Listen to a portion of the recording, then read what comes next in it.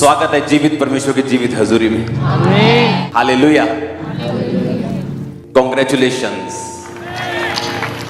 बैठ जाओ अपने शरीर में, अपनी बाइबल को उठाओ, बोलो सर्वशक्तिमान परमेश्वर, मैं इस वचन से प्यार करता हूं। ये मेरे शुद्ध रहने का आधार, मेरे चंगे रहने का आधार है। आज जो कुछ मैं सुनूंगा मैं फल लेके आऊंगा। मांगो अपने हाथों को उठा के।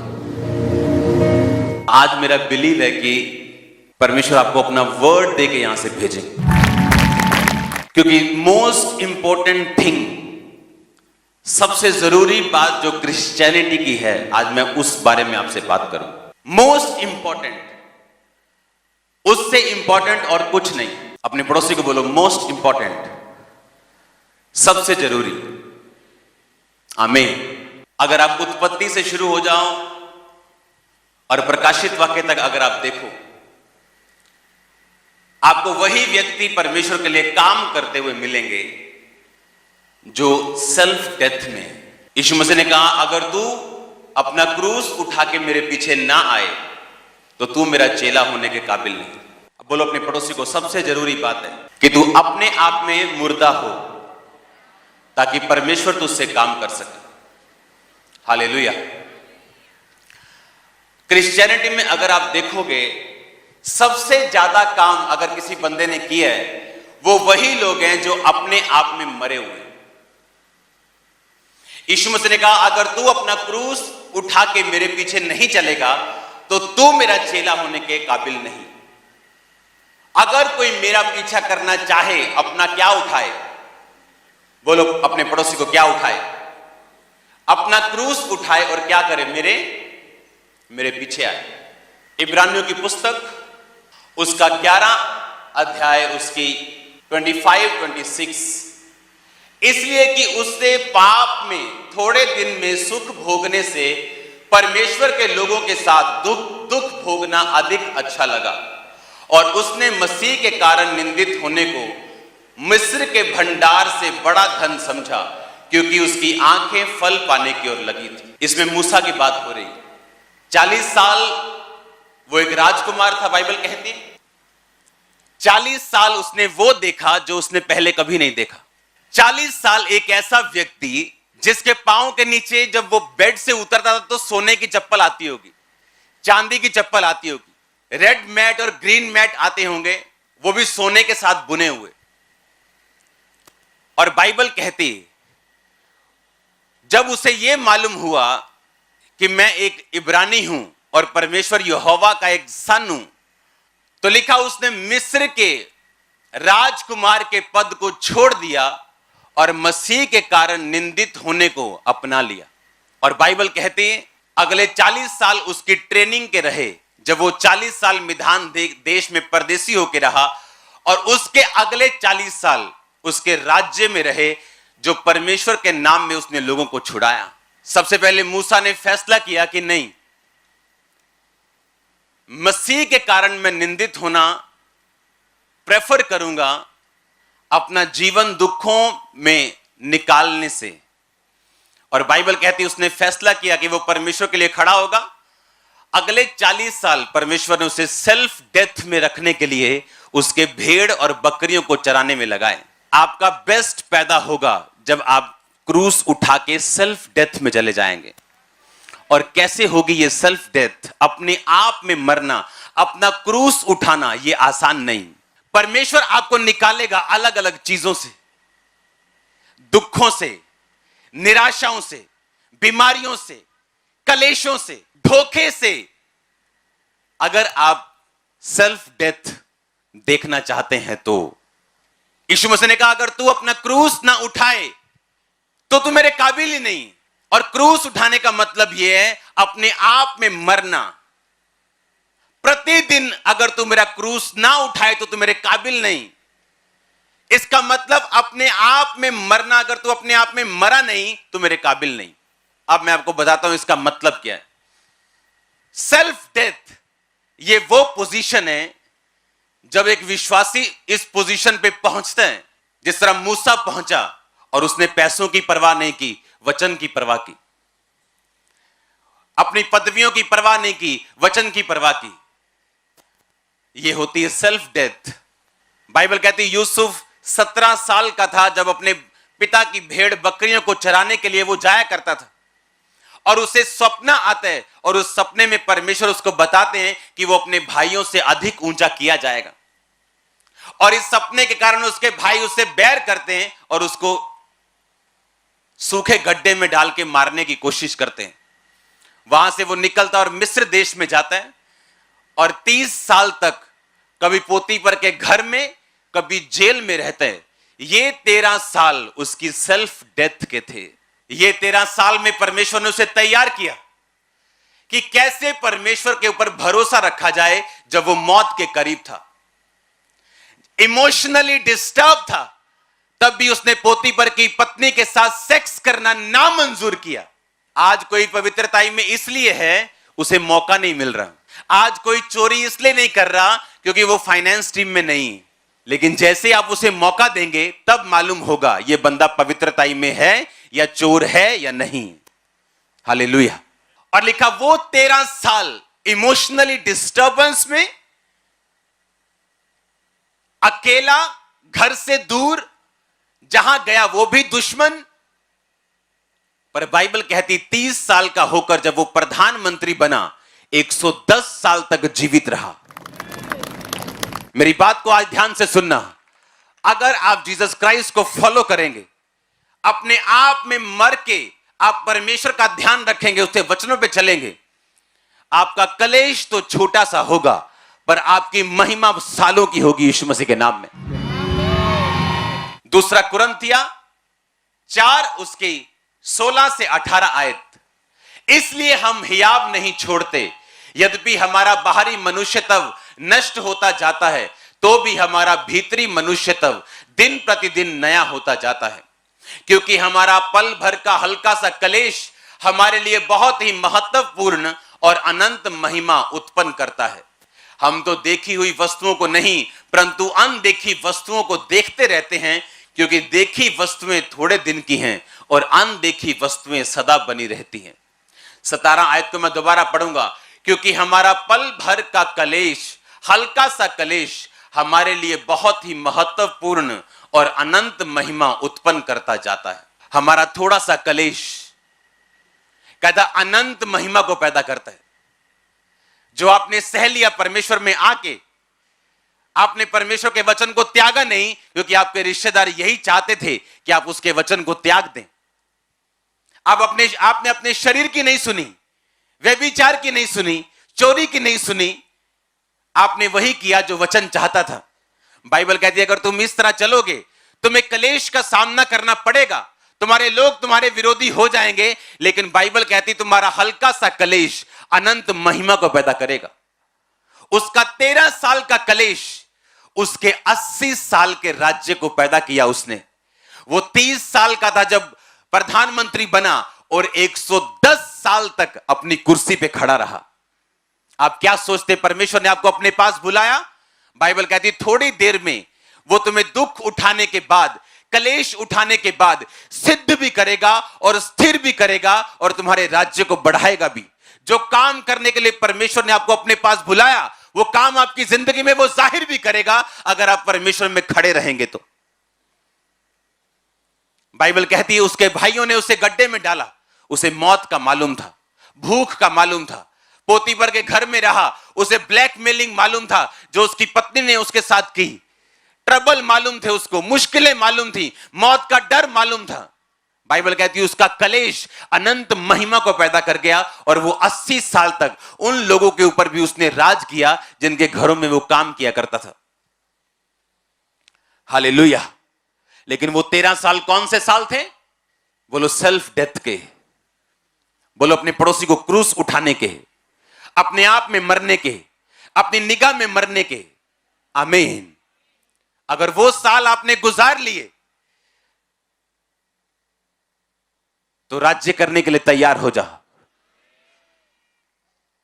आप जो मांगेंगे परमेश्वर आपको देगा। किसी बात की घटी आपके अंदर नहीं होगी। आप उन चीजों के लिए सफर नहीं करेंगे जिनके लिए आम लोग करते हैं, आप उनसे अबव जिएंगे यीशु मसीह के नाम में। रिसीव करो इस ग्रेस को यीशु मसीह के नाम में। मैंने कहा रिसीव करो इस ग्रेस को यीशु मसीह के नाम में। हालेलुया। छोटा सा कलेश अगर वो व्यभिचार में गिर गया होता, अपने भाइयों के साथ डर के अपने पिता को, अपने भाइयों की चुगली ना की होती, सच्चाई के लिए ना खड़ा हुआ होता, तो वो 80 साल राज्य करने के उसके जीवन में कभी भी नसीब ना होते। मैंने ऐसे लोग देखे अपनी लाइफ में, अपनी पर्सनल लाइफ में, अपने रिश्तेदारी में, जो मसीह में इसलिए नहीं आते, उनको मालूम है यीशु मसीह जीवित परमेश्वर है, सिर्फ इसलिए नहीं आते कि जैसे वो मसीह में आते हैं उनके घर में कलेश शुरू होते हैं। सिर्फ कलेश के डर के मारे वो मसीह में नहीं आते, लेकिन उन्हें यह मालूम नहीं कि सारी उम्र पोती पर के घर में नौकरी करने से यह अच्छा है कि आप सच्चाई के लिए खड़े हो जाएं और 80 साल राज्य करें। अब आपने देख लो, आपने पाप का गुलाम बनना है, क्योंकि अगर शैतान ने आपको चोरी करने के लिए बोला और आपने की, बाइबल कहती है आप चोरी के गुलाम हैं, व्यभिचार के गुलाम हैं, आप जेलसी के गुलाम हैं, माफ ना करने के गुलाम हैं। और बाइबल कहती जब तक आप गुलाम रहेंगे आप राज्य नहीं कर सकते। लिखा जो जिससे हार जाता है उसका दास बन जाता है। आप हार गए व्यभिचार से, वो आप पे हावी हो गया। आप हार गए चोरी से, वो आप पे हावी हो गई। आप हार गए पाप से, वो आप पे हावी हो गया। बाइबल कहती आप उसके दास बन गए, और अगर आप पाप के दास हैं आप परमेश्वर के लिए राज्य नहीं कर सकते। जो मोस्ट इंपॉर्टेंट थिंग मैंने क्रिश्चियनिटी में देखी है, जो लोग कामयाब हुए, कामयाब रहे और लाइफ के लास्ट साल तक कामयाब रहे, वो वही लोग हैं जो अपने आप में मर चुके हैं। अगर आप अपने आप में मर चुके हैं, आपको किसी बात की चिंता नहीं होनी चाहिए। कोई आपको आपकी बेइज्जती करे, आप तो मर चुके हैं। कोई आपकी प्रशंसा करे, आप तो मर चुके हैं। कोई आपसे वैर रखे, आप तो मर चुके हैं। एक मरा हुआ बंदा वैर कैसे रखे? अगर आप मर चुके हैं अपने आप में, आप राज्य करने वाले हो बहुत जल्दी। फिर आप देखेंगे जो चीजें आप चाहते हो आपके घर में हो, आपके बच्चे आपके हिसाब से करें, वो होनी शुरू होंगी। आपकी फैमिली आपके हिसाब से करे, वो होनी शुरू होंगी। क्योंकि अगर आप परमेश्वर के साथ खड़े रहेंगे, वो आपको राज्य करने के लिए देगा। आप अपनी लाइफ में, अपने एरिया में, अपने बिजनेस में, अपनी फैमिली में आप किंग होंगे, आप क्वीन होंगे यीशु मसीह के नाम में। आप मेरी बात समझ रहे कि नहीं? जो चीजें परमेश्वर ने आपको देनी है वो इस चीज के साथ जुड़ी हुई। सेल्फ डेथ, बोलो पड़ोसी को, अपने आप के लिए मरना और मसीह के लिए जीना। हालेलुया। इसलिए जब हम बपतिस्मा लेते हैं, हम क्या करते हैं? हम पानी में गाड़े जाते हैं। मतलब हम क्या हो गए? मर गए। वो पानी नहीं होता, वो कब्र होती। पानी में डुबकी मारने का मतलब क्या? मसीह में गाड़े गए, जिस तरह यीशु मसीह गाड़ा गया। और उठने का मतलब जी उठना, जिस तरह यीशु मसीह जी उठा। वो कहता अब तुम मसीह के लिए जी उठे हो, बाकी जीवन अपने शरीर के अनुसार नहीं, मसीह के अनुसार चलाना। हालेलुया। तो क्या व्यभिचार मसीह के अनुसार है? जेलसी मसीह के अनुसार है? क्या चोरी मसीह के अनुसार है? बोलो। अगर हम मसीह के अनुसार जिएंगे नहीं, तो उसके अनुसार हम राज्य भी नहीं करेंगे। मोस्ट इंपॉर्टेंट चीज जो मैंने क्रिश्चियनिटी में देखी, अपने पास्टर दोस्तों में देखी है, जिन्होंने अपने एरिया को चेंज कर दिया, राज्य किया, सेल्फ डेथ। आपको चर्च में काम करने के लिए सेल्फ डेथ की जरूरत है। आपको प्रचार करने के लिए सेल्फ डेथ की जरूरत है। अच्छा विश्वासी बनने के लिए सेल्फ डेथ की जरूरत है। अपने आप के लिए मरना और मसीह के लिए जीना।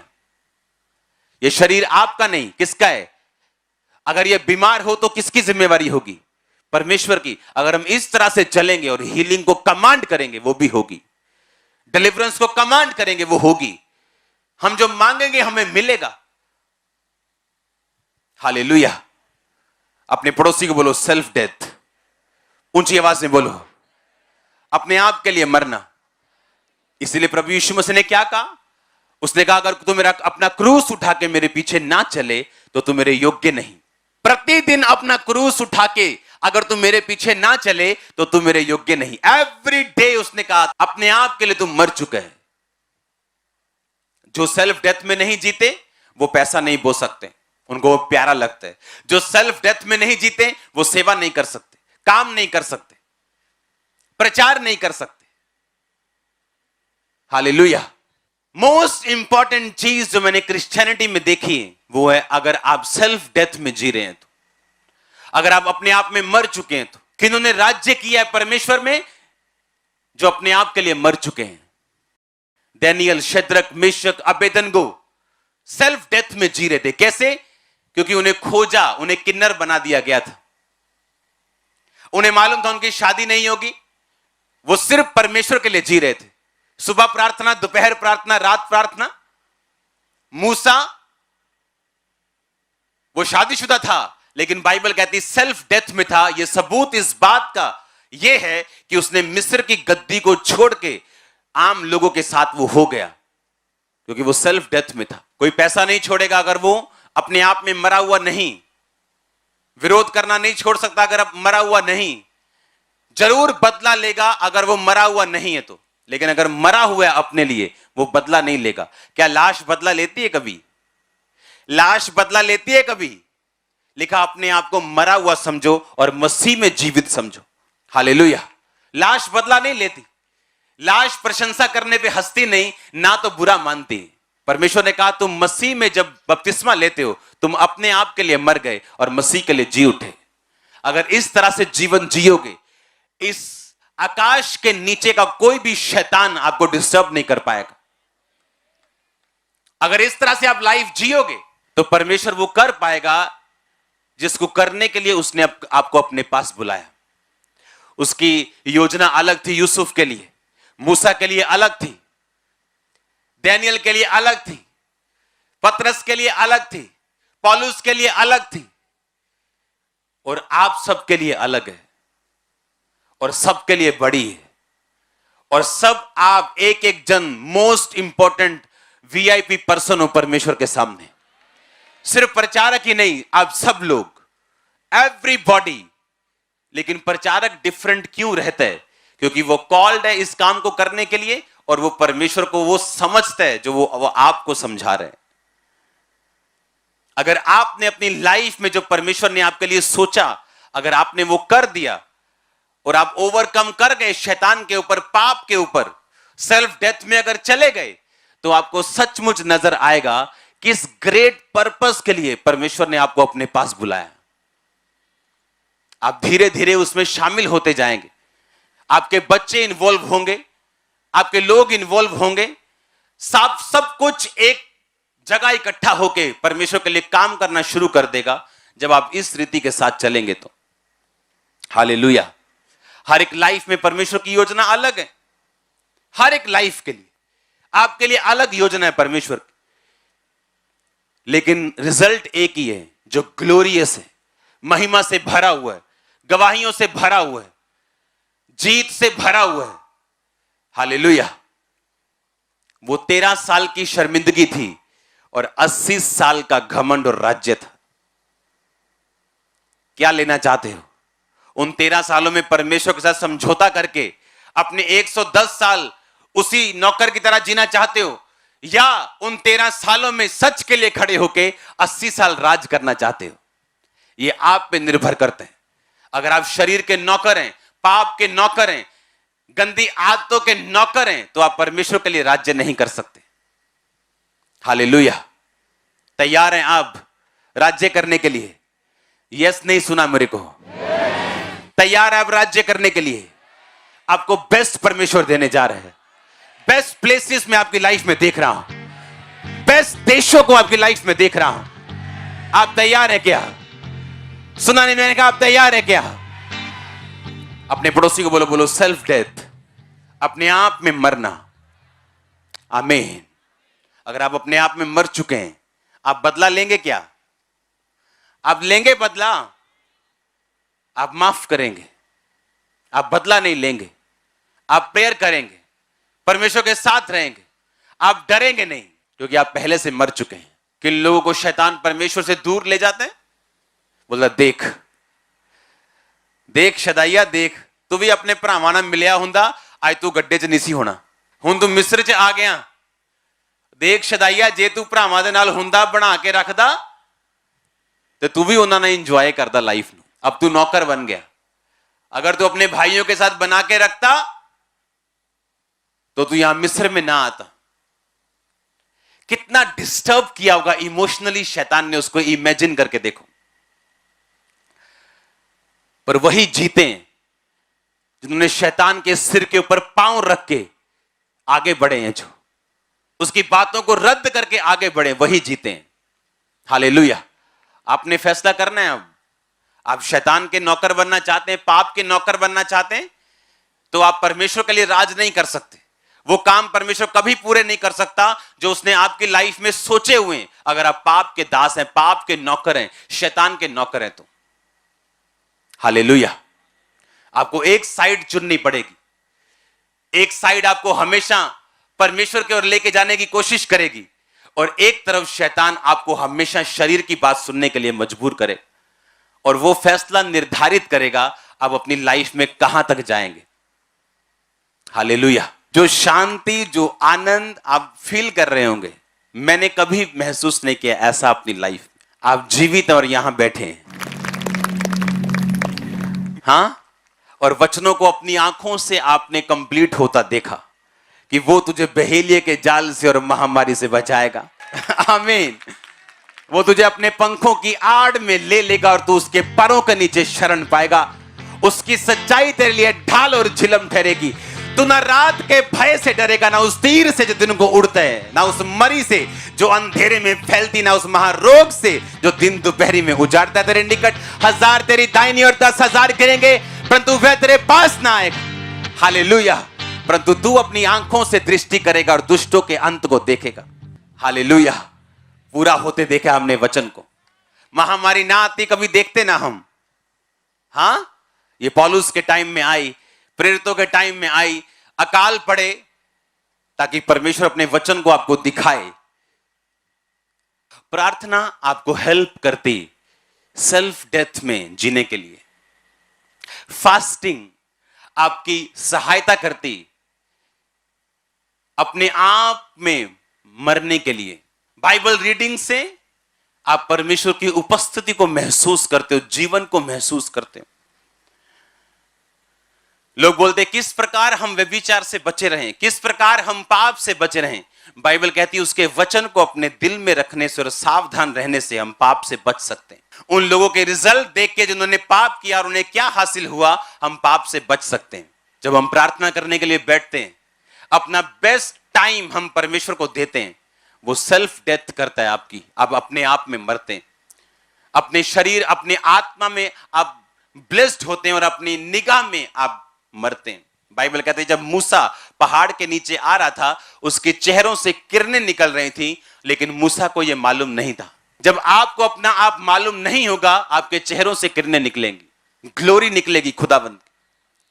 आप प्रेयर में बैठेंगे, अपना टाइम देंगे, जब आपका बेस्ट सीरियल लगा हो रहा, जब आपको किसी दोस्त की याद आ रही, सब काम याद आ जाएंगे जब आप प्रार्थना में बैठेंगे, क्योंकि शैतान जानते हैं जैसे आप प्रेयर में बैठेंगे आप सेल्फ डेथ में एंटर करेंगे। आप फास्टिंग करेंगे, अपनी भूख को कंट्रोल में करेंगे, अपने शरीर को कंट्रोल में करेंगे, आप सेल्फ डेथ में एंटर करेंगे।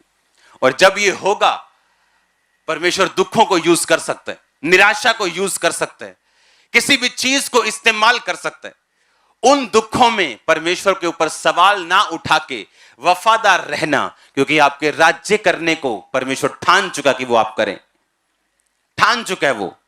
लेकिन अगर आप कॉपरेट करेंगे, उसकी सहायता करेंगे कि वो आपको उस स्थान पे लेके जा सके, वो आपको लेके जाएगा। हालेलुया। आप प्रेयर करेंगे, आप सेल्फ डेथ में एंटर करेंगे, आप टाइम पे करेंगे परमेश्वर को। अगर आप प्रार्थना करेंगे, अपनी लाइफ को आप सीधा भी रखेंगे, क्योंकि आपको मालूम है आपकी प्रेयर तभी कबूल होगी जब आपकी लाइफ सीधी है। हाँ या ना? आप फास्टिंग करेंगे अपनी भूख के ऊपर, आप एक हथौड़ा मारेंगे, उससे मालूम होगा हां आप उस तरफ चल पड़े हैं जहां से परमेश्वर आपको आगे लेके जाएगा। जो भी आपकी लाइफ की जरूरत है, एनीथिंग, शारीरिक जरूरत की मैं बात कर रहा हूं। अब वो आपका हस्बैंड हो, आपके बच्चे हो, आपका फाइनेंस हो, एवरीथिंग आपके पास बेस्ट होगा। एवरीथिंग, मैं आपको सच कह रहा हूं, एवरीथिंग। अगर आप इस तरीके से परमेश्वर में चलेंगे तो ये एक्सपेक्ट मत करना अपने बच्चों से कि वो पवित्रताई में चलें या अच्छी तरह से जीवन बिताएं अगर आपका जिंदगी पाप में है तो। अगर आप एक पैग लगाएंगे और आप बोलेंगे अपने बच्चे को एक पैग कोई बुरा नहीं, वो 10 लगाने वाला होगा। आप आधा घंटा 1 घंटा प्रार्थना करने वाले होंगे, वो 2.5 घंटे वाला होगा। आपके लोग कभी आपको नहीं सुनेंगे कि आप बोलते क्या हैं, वो देखेंगे आप करते क्या हैं। खासकर आपका परिवार, आपके करीबी लोग। प्रेयर के दौरान आप अपने आप से बाहर आके आप परमेश्वर के साथ मिलते हैं, उसके साथ एक होते हैं। प्रार्थना में आपको परमेश्वर दिखाता है आपकी जिंदगी की कमियां। आपने अपने माता पिता की इंसल्ट कर दी और आपको रोग हो गया, आप प्रेयर करेंगे, तेरे कोड़े खाने से मैं चंगा हो चुका हूं, पापा दी लाओ fire prayer, fire fire fire fire, internet पे प्रेयर लगा के कुछ नहीं होगा। लेकिन जब आप प्रेयर में साथ बैठेंगे, होली स्पिरिट आपको याद करवाएगा कि तुमने एक गलती की है, अपने पिता की इंसल्ट की, अपनी मम्मी की इंसल्ट की, और आप तौबा कर लेंगे, हीलिंग एंटर कर जाएगी। लेकिन होगा कब? प्रेयर में। जब आप प्रार्थना में बैठे होंगे और सब तरह के पापों से फ्री होकर बैठे होंगे, मैं नहीं कहता यीशु मसीह बन के, आपके अंदर तौबा का आत्मा जरूर होगा कि मेरे अंदर ये कमियां मैं छोड़ता हूं, चाहे एक दिन ही हुआ हो क्यों ना छोड़े हुए। आप प्रार्थना में बैठेंगे, होली स्पिरिट आपको याद करवाएगा आपने क्या करना है, वो धीरे धीरे आपको बताएगा आपको क्या करना है अपने परिवार के लिए, अपने फाइनेंस के लिए, कहां कमी है, कैसे छोड़ना है, कैसे आगे बढ़ना है। आप प्रेयर में बैठेंगे, सेल्फ डेथ में एंटर करेंगे। आप फास्टिंग में जाएंगे, सेल्फ डेथ में एंटर करेंगे। साथ में वर्ड पढ़ेंगे, आपको समझ आएगा, परमेश्वर आपकी बुद्धि को खोलेगा, आपकी स्पिरिचुअल आईज को ओपन करेगा, आपने कहां अपनी लाइफ में क्या करना और कौन सा डिसीजन लेना। एक डिसीजन लाइफ चेंज करता है बंदे की, 10 नहीं। फेसबुक का मालिक कौन था? एक साधारण स्टूडेंट। एक डिसीजन लिया कि नहीं, एक ऐसा ऐप बनाएंगे जहां पे लोग सोशलाइज हो सके। दुनिया चेंज कर दी कि नहीं कर दी? आधे से ज्यादा यहां लोग फेसबुक देख के आए होंगे चर्च में। हो गई दुनिया चेंज के नहीं हुई? हां, आप घरों में थे, आपने फेसबुक पे प्रचार देखा, एक आइडिया। सोचो अगर परमेश्वर के आप साथ हों तो वो किस तरह की ब्लेसिंग आपको दे सकता है। अगर साधारण लोग एक आइडिया से चेंज हो सकते हैं, सोचो जो आइडिया परमेश्वर आपको हेवनली देगा वो कितना बड़ा होगा। अपने हाथों को उठाओ, बोलो परमेश्वर मेरी बुद्धि को खोल दे, आत्मा को खोल दे और मेरी सहायता कर सेल्फ डेथ में जीने के लिए, मेरी सहायता कर। ऊंची आवाज से बोलो थैंक यू जीसस। मांगो अपने हाथों को उठा के कि परमेश्वर मैं सेल्फ डेथ में जी सकूं, प्रार्थना में जी सकूं, ताकि मैं राज्य कर सकूं। हिला के अपने हाथों को ऊंची आवाज में प्रार्थना करो।